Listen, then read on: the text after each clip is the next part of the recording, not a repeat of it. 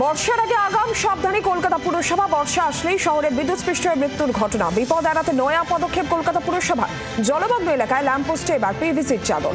বাতিস্তম্ভগুলিকে মুড়ে ফেলার সিদ্ধান্ত পুরসভার। বর্ষা এলেই প্রত্যেক বছর বিদ্যুৎস্পৃষ্ট হওয়ার মতো ঘটনা ঘটে। সেই দুর্ঘটনা এড়াতে এবার তার আগে থেকেই তৎপর কলকাতা পুরসভা।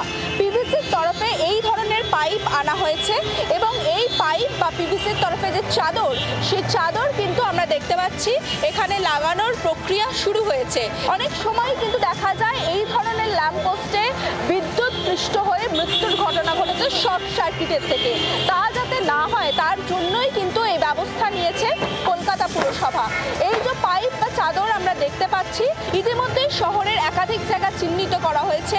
তার মধ্যে মূলত রাজভবন এরিয়া থেকে শুরু করে আমরা যেখানে দাঁড়িয়ে রয়েছি কলেজ স্ট্রিট, এই একাধিক জায়গায় কিন্তু প্রথম গুরুত্বপূর্ণ হিসেবে এই জায়গাগুলোই লাগানো হবে এই ধরনের পাইপ।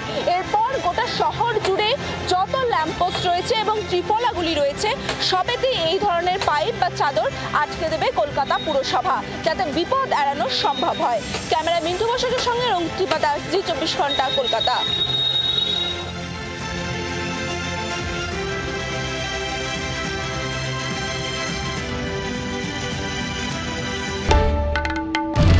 বাংলার আওয়াজ, বাঙালির আবেগ, জি 24 ঘন্টা।